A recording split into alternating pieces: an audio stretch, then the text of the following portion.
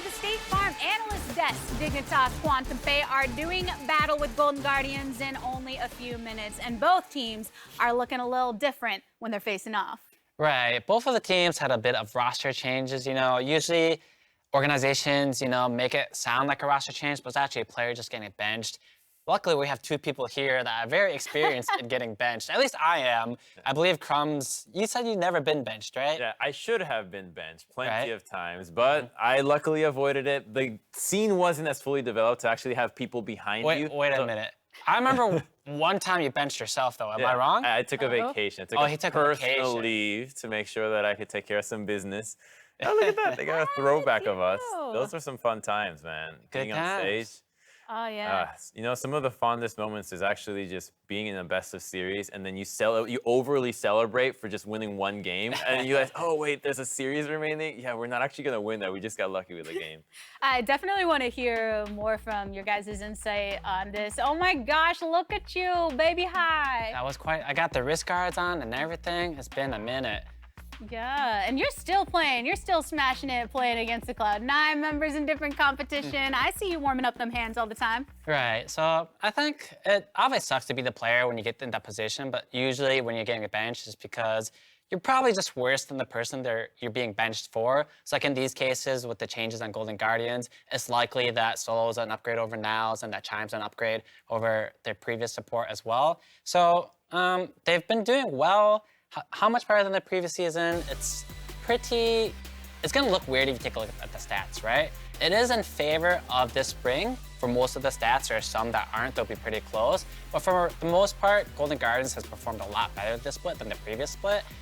You take a look at these stats right here, and it's pretty in favor for all of them, right? Their record doesn't show that, but it's hard to have a winning record even with better stats, because you're comparing these stats to the previous stats, and those stats are very bad, so the bar that you have to cross isn't very high. So yes, there's a huge improvement, but they still have a lot more to go to reach to the other teams. But it is worth recognizing the improvement that has been made, because when we're looking at the change in the actual roster position with Solo and Chime coming in, it's not necessarily just to focus on their individual performance. It feels like the team overall has tightened up since their arrival. Yeah, they have, and that's because it's not only benching somebody or just change of players if you feel like they're underperforming, because half the time it's, the players, the coaching staff just aren't feeling that player at the current moment.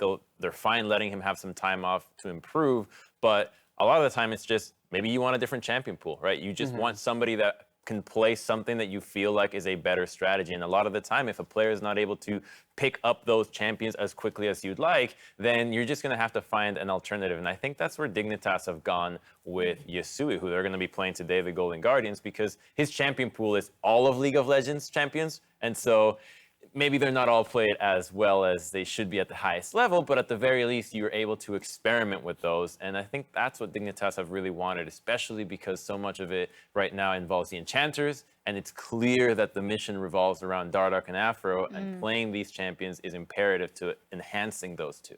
Right, I think as the league evolves and teams get better and better, I think it'd be cool where there's a world where there's two players in each role for the most part, except maybe AD carry, where they have a different focus, right? Like a top laner, you can have someone that mains tanks and someone that mains hard carry split pushers. And the same for mid, you can have assassin or a control mage for support, engager, and enchanter. Having these different roles is good. There's some players that can just play them all, I don't know, maybe Faker, for example. But more often than not, having someone specifically for that role could be a boon to the team. So hopefully, a year down the line or 2 years down the line, something like that, it's something that we move forward towards. Because I think had that been a thing when I played, that'd been really great for me. I was very good at engaging and assassins, things like that. But if you put me on Azir and Cassiopeia, I may as well be the bronze player. So it would've been nice for me. I think back to Easy Hoon and Faker, and even that one was questionable because they even shared the same champion pool. And so back then, what do you think? Would you rather have had actually somebody to take your spot, or rather a personal coach that actually could bring you up to speed on these champions, like a really talented solo queue player on these control mages that you could learn from to learn a bit faster? Well, as long as I'm not taking a pay grade or something like that, they're just cutting the check when I'm playing, it's probably not a big deal, right? More often than not, players should realize if there's someone that's better than them at a certain character, and usually their egos won't get in the way, I would hope. You know, like I knew players like Bergson, for example, when he played, he was a better Azir than me, he was a better Cassiopeia than me. But for a lot of the Assassins, I felt a lot more comfortable in that, and I felt as if I was better than him at those champions. So it's definitely a thing that you can do for players. It just kind of depends on who it is, right? Right now, though, I feel like the salaries are too high and players are too invested to not have it to not take it personally. Right. I mean, you're in a gaming house a lot of the time, so it already is breaking up the chemistry that you're building with your team. And if they like it and then you see them winning, that always hurts, right? Just seeing your team that just benched you and you're watching the game live, and it's like, oh, they win, they're celebrating, they're boosting them up, and just inside it hurts If you get a little. that paycheck, it's fine. You I know? don't You can know. cry over the tears that they're making. They got like a couple $1 million they can just sleep on, you know? No big I deal. mean, money or not, it is still difficult to separate that personal. You are so invested and passionate as a player, and having that alongside your hopes for the team in general is always something that you have to balance. And we are going to see how the great roster swap experiments pay off when Dignitas QNTMPAY take on Golden Guardians right after this.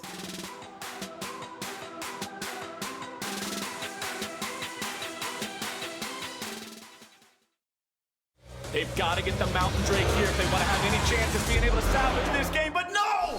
It's stolen away at the last moment with a beautiful smite to end this game. GG, well played!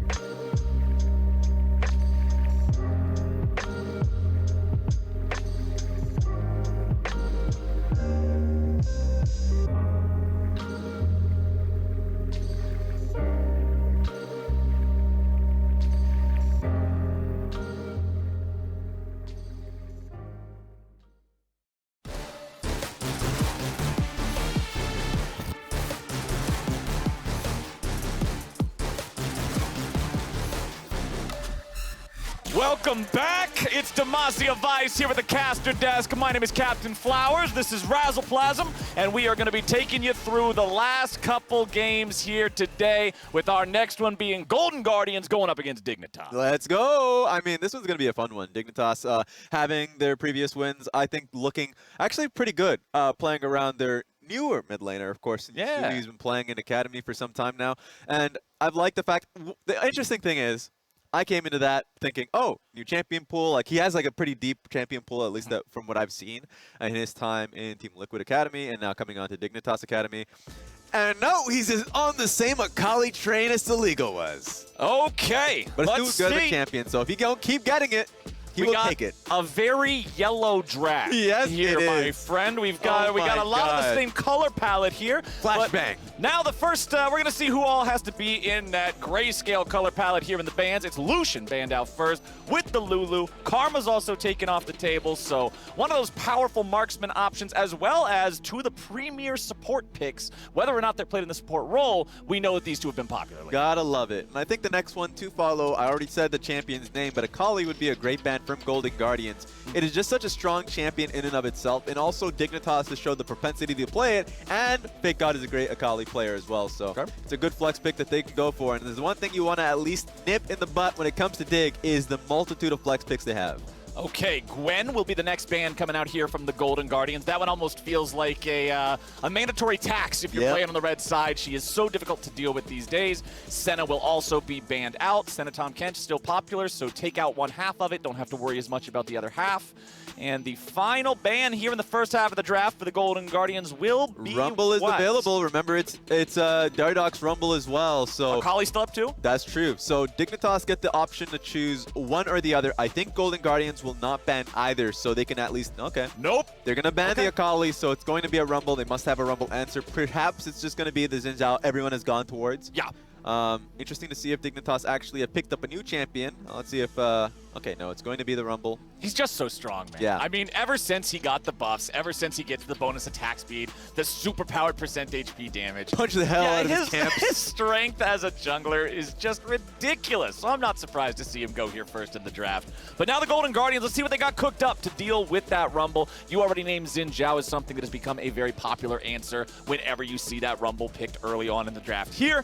We'll see if that's what they want to go with. The Ruined King also still available. And that's a lock-in for Viego. All right. Viego, of course, can be played in the jungle. We saw Jose Diodo play that one, but I'm expecting that to be a solo lane Viego. It'll be nice to see as we go on throughout the draft. But I wonder if it's going to be a Xin, because it doesn't sound like an iconic type of champion, someone who is really focused on his own clear. So a full clear type of champion might not go down his wheelhouse. A Renekton lock-in, so there we go. Seems like it's going to be already a pretty melee-focused composition coming in from Golden Guardians. Unless if that is going to be a Viego jungle, it's going to be interesting to see how this draft comes around. Right. Both of these, like, Viego has three-way flex possibility, both solo lanes plus jungle. Renekton, while he is primarily top, we have seen him go mid in certain matchups. So, technically, both of these have flexibility here for the Golden Guardians, but Gnar, locked in for Dignitas. We know where that pick is going. It's going into the top side. So now Golden Guardians will be able to decide if they want to send Renekton up there, if they'd rather have him played in the mid lane. And one more pick before the second half of the bans come through. Dignitas, what will it look like here? All right. Already know you're up against Viego. You already know you're up against Renekton. Ezreal, top of the table in terms of 80 carries these days. Very strong stuff. They'll lock that in. Smart choice. Now, Golden Guardian should answer with a Varus, just a straight-up 80 carry that will have pressure throughout the laning phase, and then at least hold their cards going into 4-5. But the Gnar pick is going to be an interesting one, just because it is the answer versus the Renekton if it goes top lane. And also, it's just a damn safe pick. Even combined with Divine Sunder, the added HP that you end up getting is super helpful to have. Goes Grasping, and it can go Grasping, so like that's that added beefiness within the lane, makes it super difficult for Renekton. So even if Renekton does go mid lane, then expect Golden Guardians to then shop around where the Renekton is going. It doesn't have to go top lane, can go mid, but they would have to have a damn good answer for that Gnar. Okay, well, we've got the Tristana picked up here. There was a short Azir hover as well. So Tristana could be going into the bottom lane against the Ezreal, could be going into the mid lane either. So a little bit more time to tell on that one, but in the second half of the bans rolling through, it's Braum banned out by the Golden Guardians and Nidalee removed from the pool by Dignitas. Yeah, I like the Tristana pick, and it feels like it's in the same vein of the Kai'Sa. When it goes up against an Ezreal, you can follow it when he's trying to, blink away from a team fight. If he's trying to escape, blink, flash, whatever it is, the Tristana can hop up, try and aim for a reset. So, I'm expecting an exhaust on the side of Dignitas. It's hyper useful versus a Tristana to put her in at oh yeah, in that int range. Oh yeah, try and burst her before she gets that last auto attack. So it's going to be interesting to see what Dignitas follows up with. From winning to inting very quickly on a single summoner spell, exhaust is the sauce if you're trying to deal with Tristana. Hell yeah. Set's banned away, and our last ban. What in the world is? I think it's a Volibear. Is it? It's the. Let's just say Volibear What in doesn't the have hell a is very that? nice silhouette for his champion when he's grayed out. Okay, well, I don't know what that is. That's something. Anyway, we got another ban coming out on Dignitas, but now the Leona locked in for the Golden Guardians. You love to see a champion like this next to Trist, but Callista Thresh. That is an Ezreal mid lane. Okay. And I've seen this from Yusui in the past. Actually, last time I saw it, it must have been in Team Liquid Academy. It did not perform well, but that was also in a very unperforming team.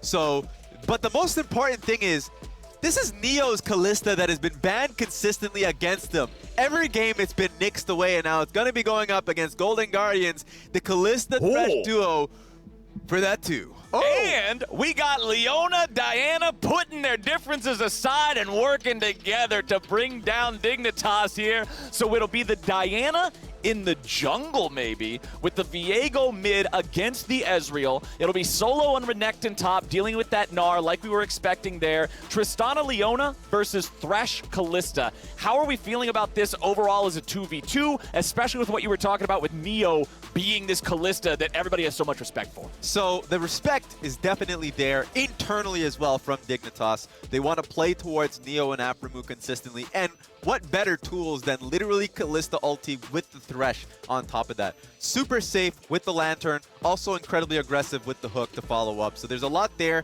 at least from Dignitas' side, so I'm expecting that to be the case. From Golden Guardian side, we've actually seen Diana jungle internationally, globally with multiple comps, and I think it does really well here. One thing that Rumble doesn't have is that level of self-protection. He needs that stopwatch in his Zhonya's to, if he does get jumped on, to keep himself alive. And so the Diana is going to be helpful. But if we're already expecting the exhaust to be there when the Tristana is there, expect that to be the same case when Diana also jumps in. So I think this is a very high-value exhaust game from Team Dignitas. Okay, I'm excited to see what the Diana's able to do here in the jungle. I think this will be fun. I like it because it is sort of that thing that dives right in like you're talking about, similar to what you would see Xin Zhao do against the Rumble, how that's become a popular pick. Yeah. So here we go out onto the Rift, my friends. We got Dardoch running the Dark Harvest. You got Yusui with the Conqueror there in mid. Neo has Cleanse as you do up against an enemy Leona. But here's the thing, Aphromu Ignite. There is no exhaust against the Viego, Diana, Tristana, Renekton combination. So that means if either of these marksmen are caught out, you say goodnight. Yeah, but it's very clear what Dignitas want. Win lane, win game. Okay. Have that Ignite mean something. So I'm actually going to be interested in seeing how, Chime can deal with what is, of course, going to be a level 2 push from Aphromu and Neo. And if they do end up pushing the wave in the bounce back, there's actually so many things that they should be concerned about within the laning phase. So I want to see what Golden Guardians ends up doing. It seems like Dan is going to be pathing up towards top side. And so Stixie and Chime is out to the wolves.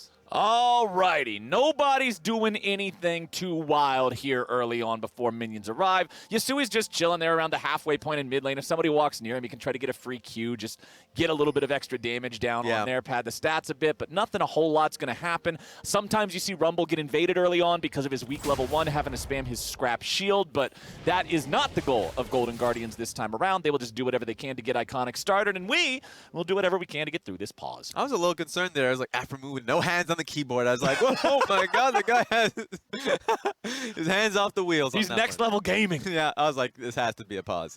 But But a lot to take note of. The Ezreal is something that probably is not going to be, there's so much to talk about within the game that it might get passed over, so just take a note of it. It's such a high-risk pick because it does have a trough within the tier build, right? Yeah.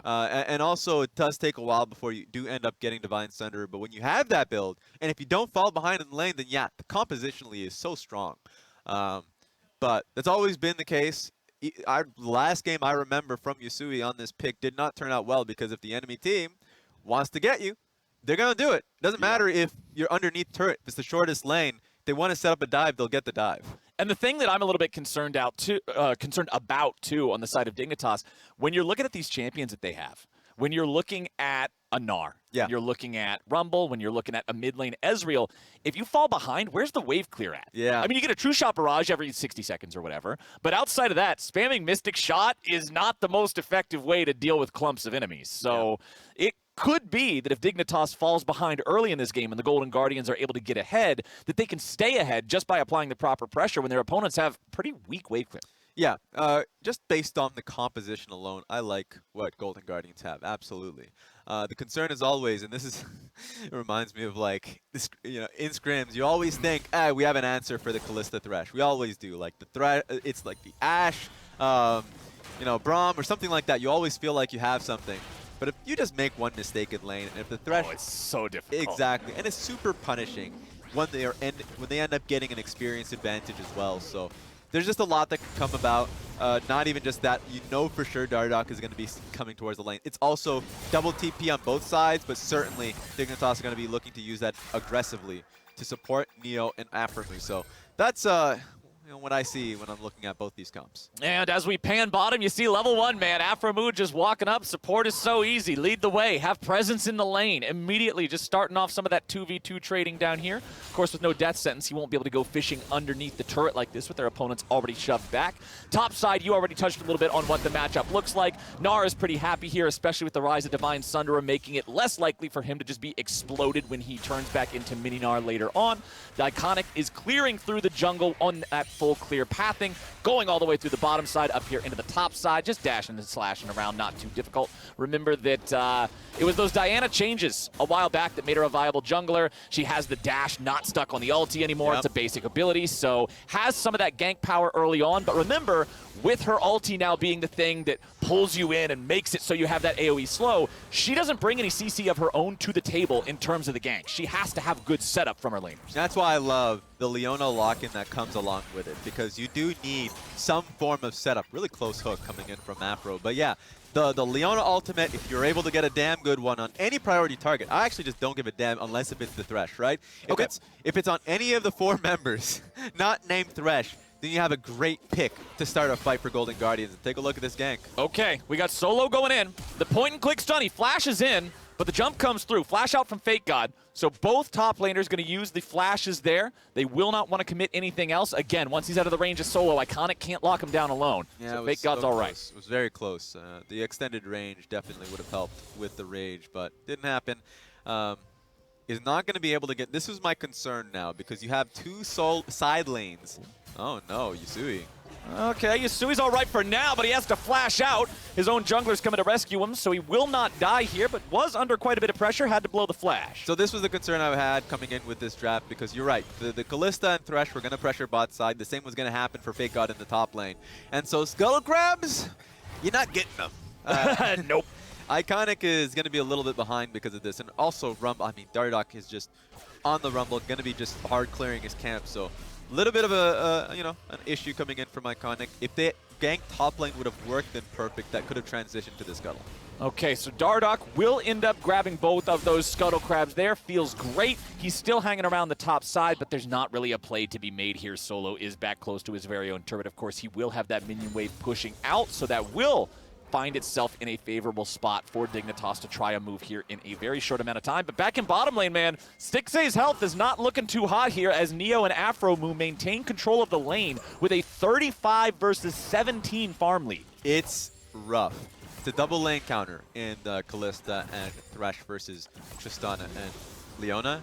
It's just, you know, and those are every time we saw, you know, observers look bot lane, it's not even turning into a hook. It could be much worse as well. Yeah. And if you're looking at the jungle clear, actually, it's looking like Rumble is looking for a top lane gank here, but the camps are making it easy for him to look for a bot lane play. Let's see how this works out. Okay, Fake God still has the Mega Gnar for a moment longer. Applies the slow. Here's Dardoch ready to go. Remember, there's no flash for the Croc, and he is out of there. First blood for Dignitas and Dardoch as Neo picks up another one here in the bottom lane in the 2v2. This is a disaster from Golden Guardians. Like, Dardoch could have easily just played it standard and looked for bot lane, but he saw that play top, went for it. But somehow Stixay and Chime died when they had the jungle pressure. That window was there. It was available for Thresh and Kalista to get the pick before Iconic was a part of the play. All right, disaster in the side lanes for the Golden Guardians. Got to find a way to pull it back here, but 2-0, the current scoreline. We don't have any objectives on the table here just yet. Dardoch walks back into his own jungle, clears out a ward, and he'll find another one there, but they're moving in. They're looking to make the play. It's Iconic ready to go, but Dardoch gets away back onto the blast cone. He's not even taking the cone, man. He's going to turn it around. He's just going to beat him down. He flashes over the wall for the follow. The smite onto the Drake will end up keeping him alive, and Iconic with the outplay. This is a comedy of errors, guys. Oh, man, I saw it too. I tasted the blood in the water. Dardoch wanted that kill. The smite was great, and it's going to transition Golden Guardians into this dragon. That was a good bamboozle from Iconic. Exactly. You know what? A big brain play from Chime. Missed the E purposely so you can get him with confidence later on. Oh, yeah. Oh, this is way back, so we didn't get to see This is the kill. Yeah, this was the first kill in the 2v2. Yeah, this was never going to work. Like, Diana was literally so far deep in the river, she was never going to be there. So, just a bit of vision. That's all it really is. Just you're tunneling too much on the 2v2, expecting the jungler to be there when nowhere in the area. Okay, well, we're back to live. Golden Guardians bot lane is not looking so hot, but Blaze Olive has roamed down here towards this area. Does not look like they're going to overextend, though, so Viego's going home. I like the look from Olive so far this game. I mean, Olive's trying to make do with the best. This is not going to be an interactive matchup versus the Ezreal, so whenever he has the opportunity, he's going to at least try and make a play happen for his team. Okay, talking about that Ezreal as well, because you mentioned the power trough of Ezreal with the tier build. You need to scale that up. You need to fully stack, get to Muramana. Sitting on only 27 stacks on the tier right now, it's still a long way away, but he's got the sheen to make the poke a little bit stronger. And here you have Fake God already going in. Reverted back to Mininar, but the equalizer drops. Dardoch's moving in, wanting to finish off this kill, but they won't get it. It's both top laners' ultimates used, nothing else off the table. I mean, it's not like they have anything else. Both summoner spells still on cooldown for these top laners.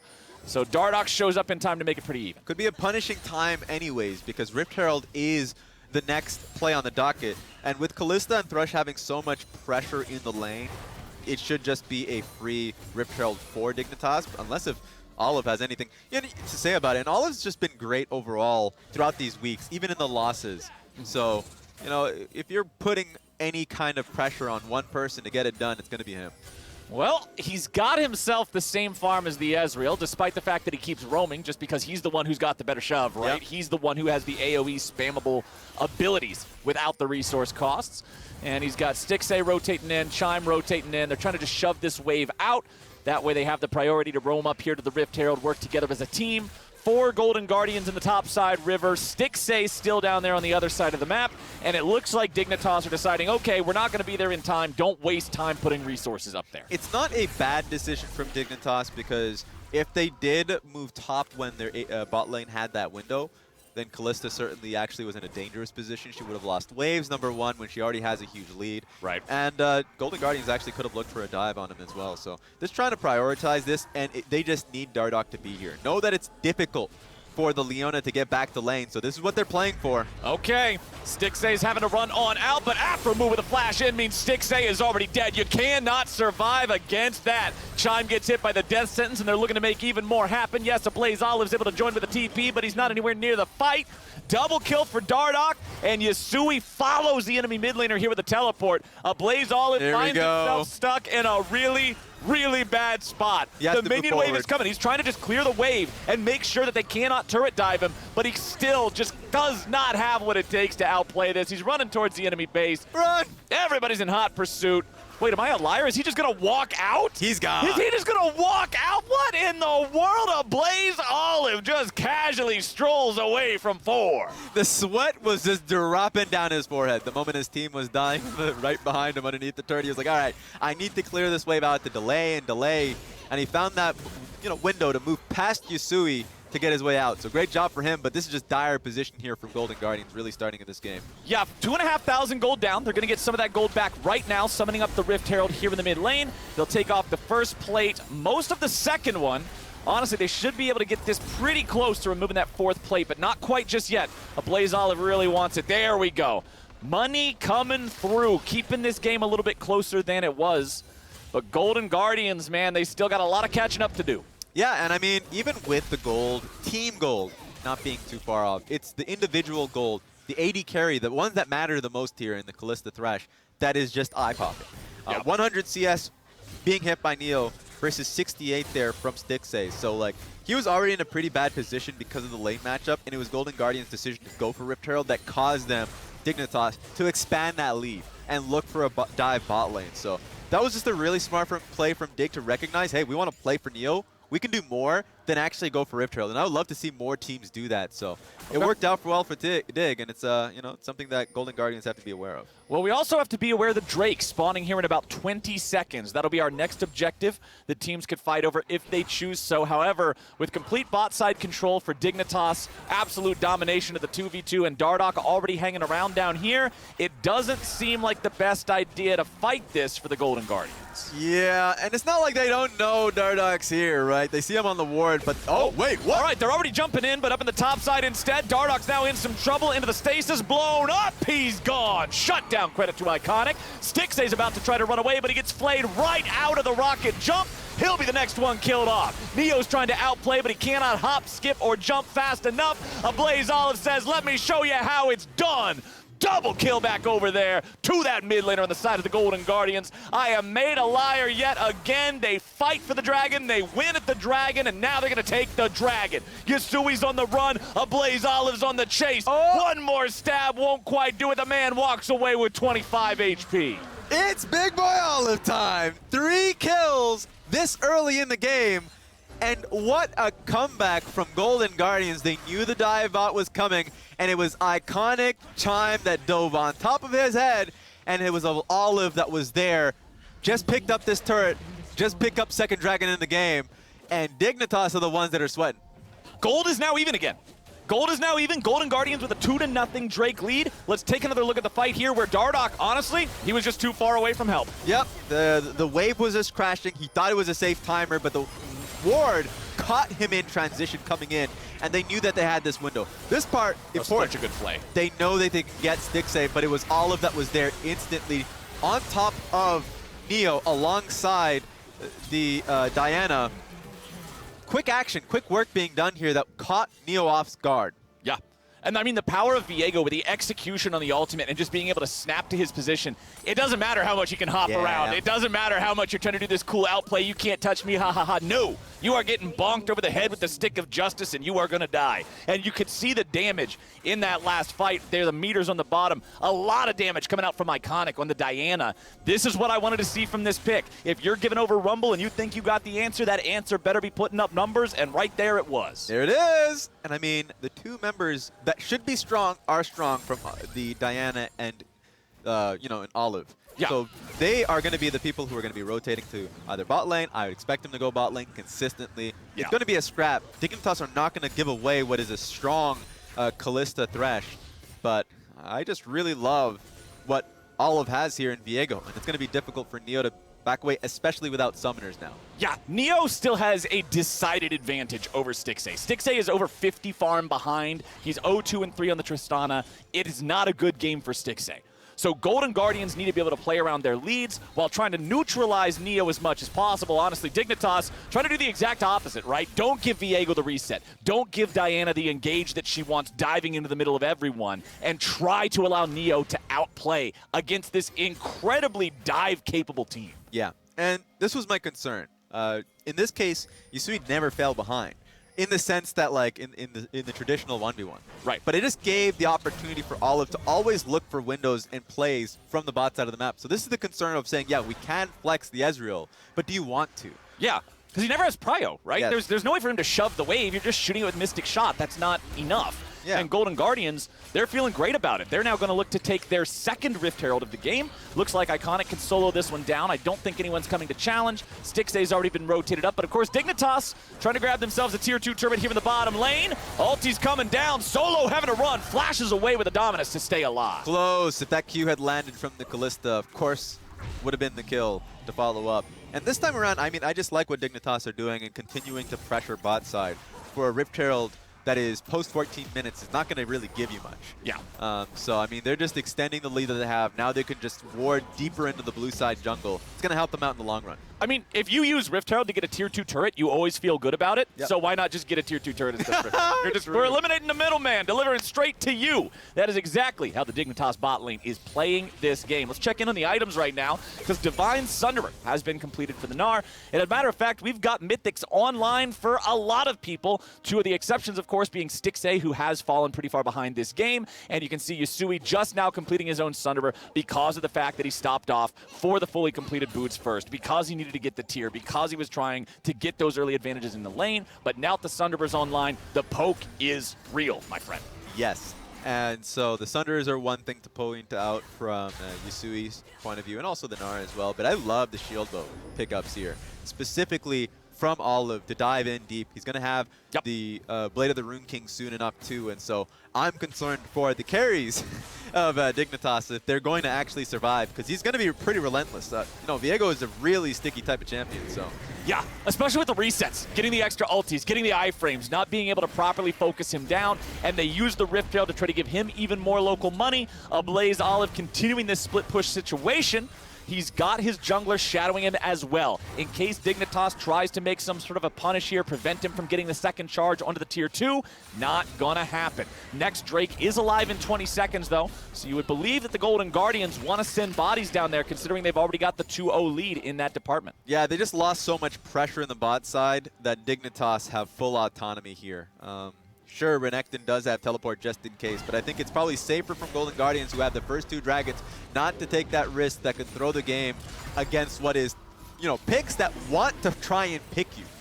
Thresh and Kalista are literally built for those moments, being in position and trying to aim for you if you do try and clear out their vision or walk into their vision, I think, more accurately. But, so yeah, Dignitas recognized that they're just going to get free dragon and also aim for the mid lane turret as well. Hey, that's what you want to see, right? If Dignitas is in a position where things feel like they're a bit more Golden Guardians favored right now, Dignitas doing a good job to avoid the fights, take control of the parts of the map that they need to, and get not 1, but 2 objectives back-to-back right there. It always feels good. So the game's still at an incredibly even state. 18 minutes in, it's 5 minutes away from the next neutral objective being viable, because nobody's going to rush Baron down at 20 minutes here in this game so far. So the question I want to pose to you, Raz, what do you want to see out of both of these teams in order to take control at this very close, very pivotal point in the game? From Golden Guardian side, I want to see them play around Olive's push. So if Olive, who has teleport, I mean double teleport for both these teams, but Olive right now is just the strongest man on the court.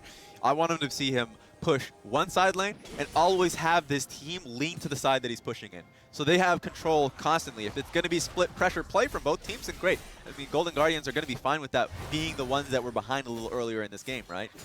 Meanwhile, Dignitas, they should be confident always playing towards Kalista Thresh and just seeing if they can get a pick. So this should be, in all intents and purposes, I think both teams are playing this well, just a slow game until third dragon is available. Okay.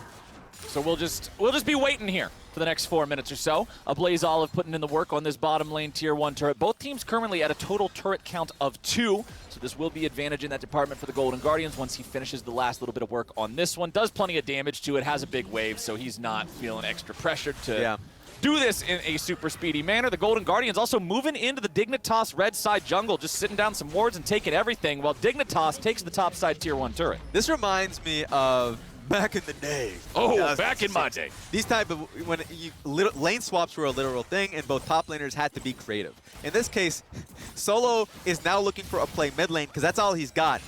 Meanwhile, Fake God is just trying to sit idly by, wait for the wave to finally get to him, and Olive is, you know, complete with his mission.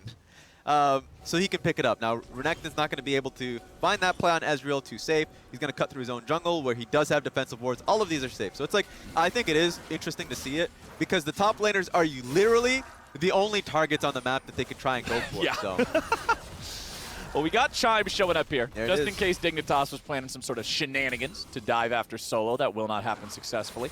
Blaze Olive has also joined the party, as the sweeper will find a ward, and they'll do what they can to clear out what Dignitas was setting up in here. Remove all this vision, try to make a move. It's Chime stepping forward. It's the collapse coming in from the Golden Guardians, and they'll look for even more, but the Equalizer wants to turn it back around. A good stasis from Iconics, able to keep them alive. Flashing out of the True Shot barrage to continue their escape. What a great Kalista ultimate that saved Afro in that moment, because that was a great flank from Iconic, but he got nothing. Yeah. The moment the pull from Kalista came through, he's like, I'm in a bad position. Has to blow flash, and now that is going to be impactful. Dragon's going to be coming up in 2 minutes, and so now you just have to count the flashes because those are going to be the targets when the objective does come up.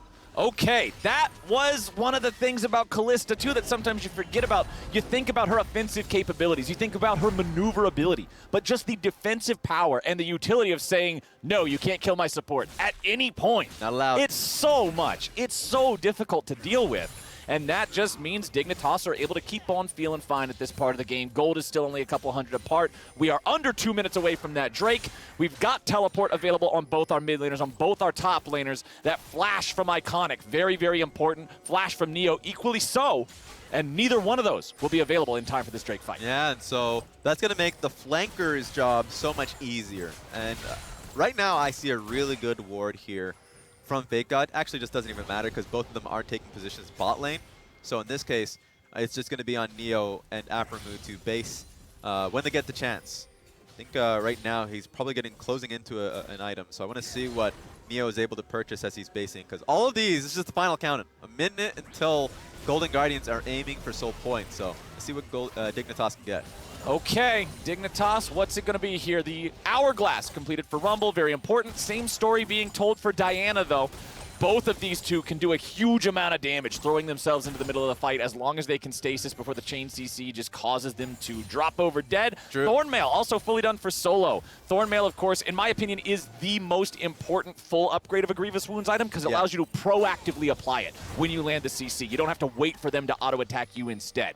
So that means that Solo will be able to shut down some of the healing of whoever he dives onto. Kalista traditionally has always been a heavy life-stealing marksman. Immortal Shield Bow in the inventory. Runaan's Hurricane now as well. And we'll see Dignitas step towards the river as Golden Guardians are the ones who have priority over that area first. Stixxay will be the last one to join up with the rest of the team, and he, of course, does need to be mindful of his positioning. Hasn't been a great game from him so far. Dignitas continuing to move forward as a team. Iconic getting tagged with a boomerang, but blocking all the damage with the shield. Tristana's in a bit of no man's land. Did get the jump over the blue pit just so she could be with the team. Here comes Solo, though, but he is in vision. Yep. And these are usually really difficult parts of the game. Fake God is in a great range at Rage Bar just to instantly proc it. Let's see what ends up happening. Okay, Death Sentence goes wide, won't find a target. Dragon's going to be taken low. Dragon's going to be taken down. Golden Guardians now looking to take the fight as Afro moves down below half HP. Iconic getting hit with the Equalizer and getting focused. Pulls off the ulti, goes into the stasis with only a moment to spare, but Afro moves going to be saved by the Kalista yet again. Throwing some damage back into Fake God, who finds the Mega Gnar only onto the enemy mid laner, but he's the carry, so that still counts. Solo's about to be killed if he ain't careful. He's trying to run away. He's still got the flash, but they've got the angle. Solo's continuing the great escape, but is it great enough? He flashes over the wall. He flashes forward. He flashes into his own demise, and the Golden Guardians are being completely deleted. Yes, they kill the enemy Kalista, but they are aced, and it's Dignitas taking the team fight. Very smart from Dig. Not only being able to take down Iconic at the very beginning, but they just rounded up the rest of Golden Guardian. Said, okay, you ain't going back to base. I know where your home is at. Like, I can follow you. And so it was Renekton that was in a really difficult position in the alcove. But take a look at this. Of course, the Dragon did go over to Golden Guardian, so they are at soul point. But Diana didn't get the follow-up just because of, look at Fake God. Creating so much space, he's trying to find the perfect ultimate, isn't able to get it. But still, he was able to allow Diana to die without an answer. And so Solo, the furthest one away from his team, Golden Guardians could have walked away and let him go. But they think they can take the fight and save him on that one. Great flash coming in from after him, who actually saves us out. Because if he dies at that moment, Olive gets the reset, and he can actually provide that space for Renekton to run free. But Aphromoo keeping himself alive at just a sliver of HP. It means so much versus reset champions, man. It can define the fight. And you can see damage dealt in the last fight. There it is. So much. Over 3K out of both solo laners on the side of Dignitas. Divine Sunder is a pretty good item, It's Mr. nice. Raz. It is a pretty darn good item. And Dignitas is happy about it. Now with another fight breaking out, they're not so happy about the state of their jungler. Dardoch at 100 HP, barely walking away, somehow lives. Nice lantern from Aphromoo again, and also just a nice rocket belt to get himself out of there. Didn't have to flash at all. But it's close. You're right. And even just looking at the damage chart of the previous fight, like 500 from Viego could turn into like 1,000, 1,005, like just depending literally on if he gets that reset or not. Oh, yeah. So it's pretty crazy out here. Okay, item completed. Phantom Dancer for Stixace. So finally hitting that 2-item power spike here on the Tristana. But of course, when you look across the table, man, Neo's already a whole other item up on him. He's got the Bloodthirster now, too.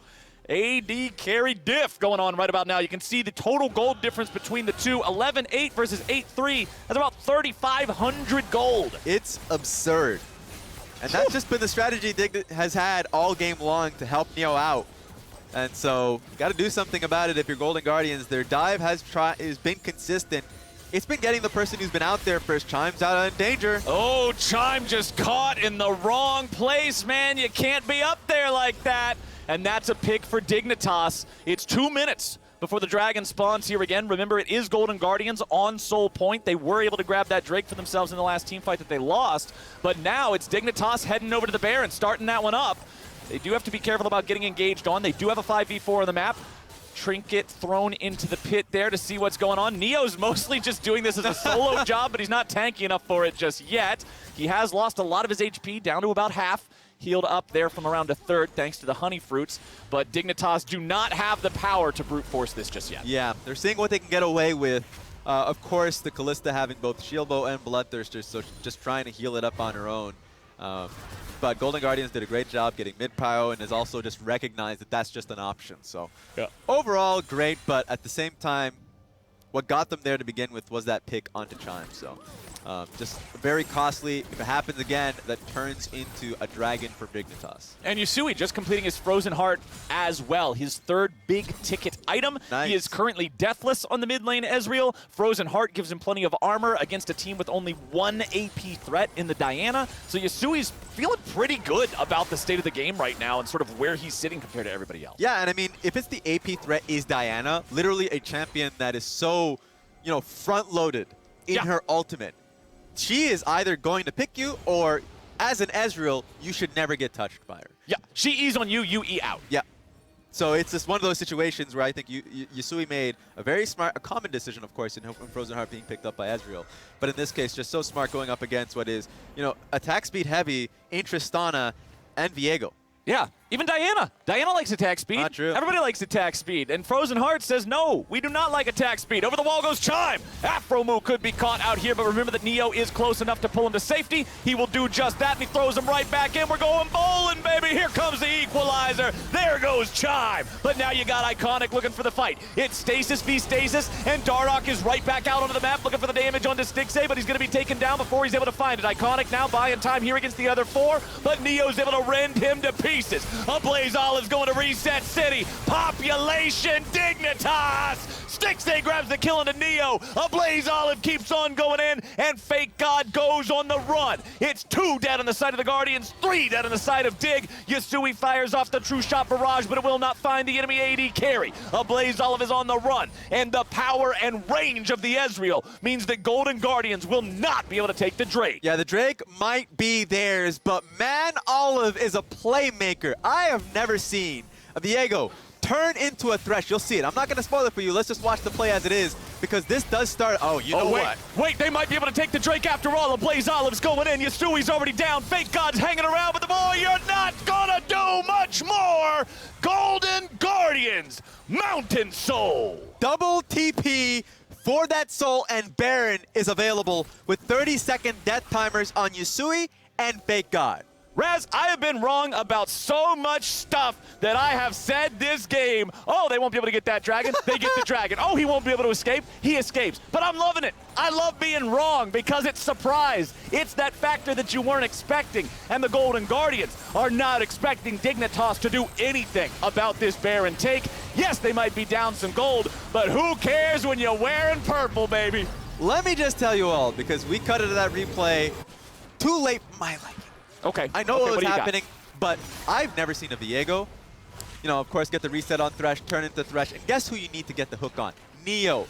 Hooks in Neo, then ult resets close to him, stuns him with his W, just to assassinate the prime target. Now, double teleport does come through.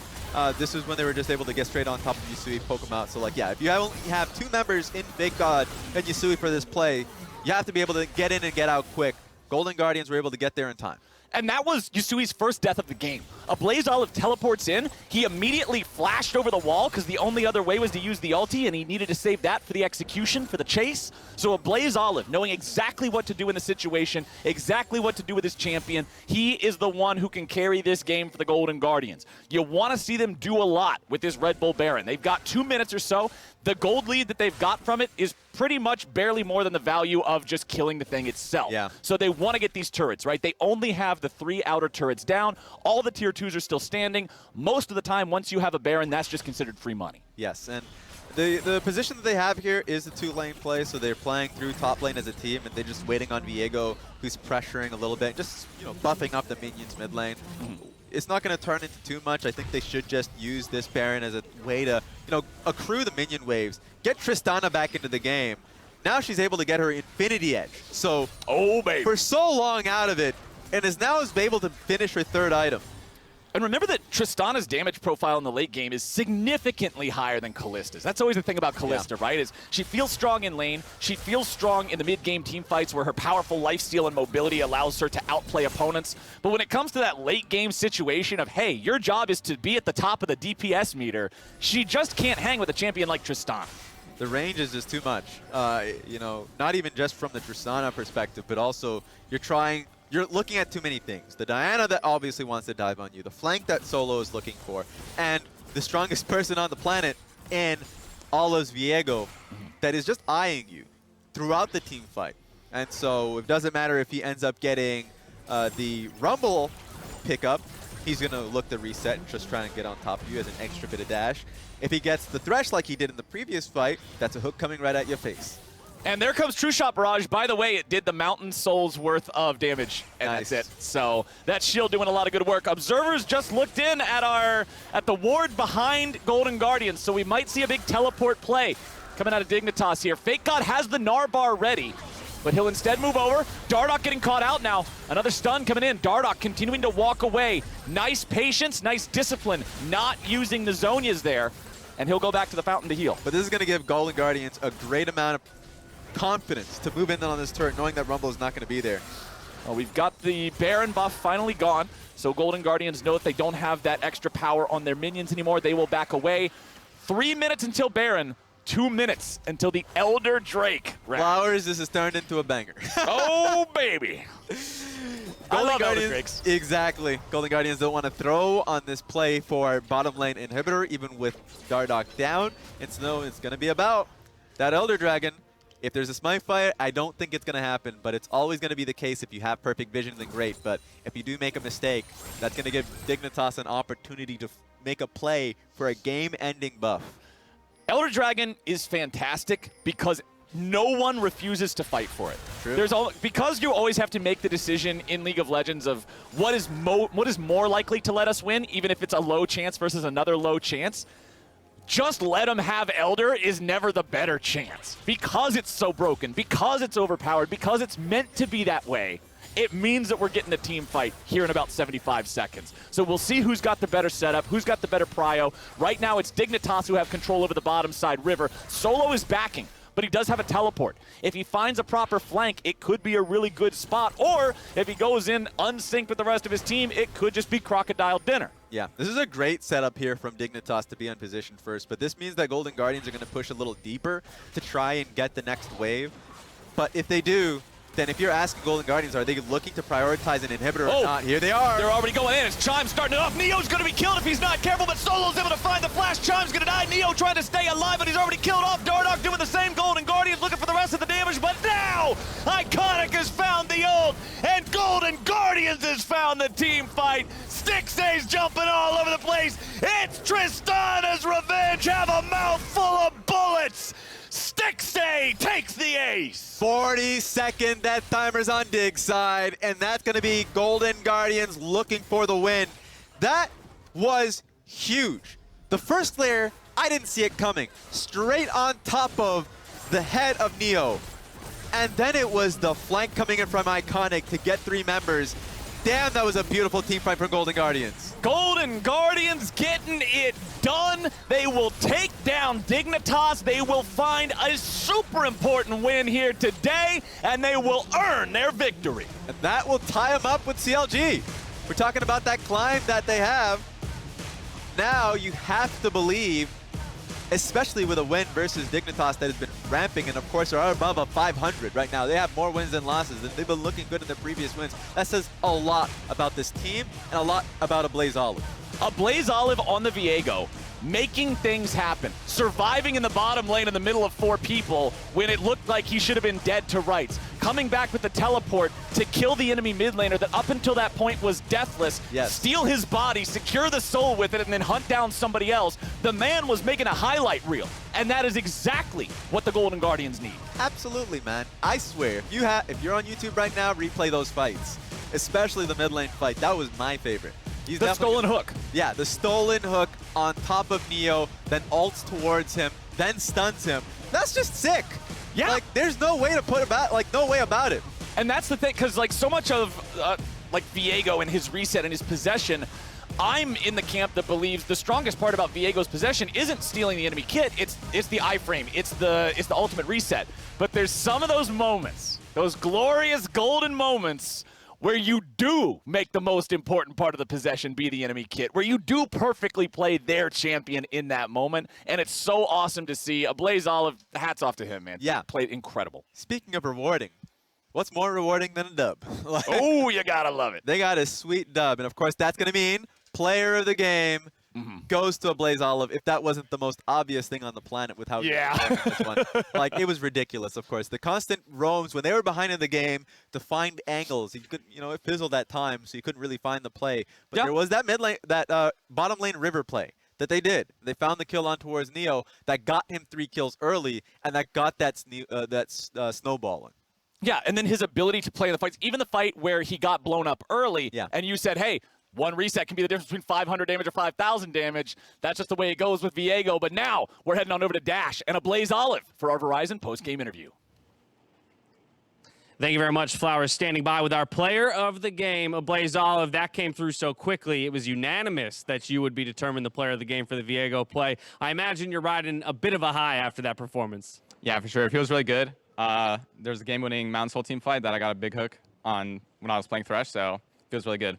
Okay, so that ties in perfectly to something I was had a curiosity around. For all those mid laners, well, any player playing Viego, especially at the pro level, what's the best way to practice Viego? Is it to go play every other champion so that you know what to do when you become them? Or is it just play 1,000 Viego games so you experience playing as every other champion?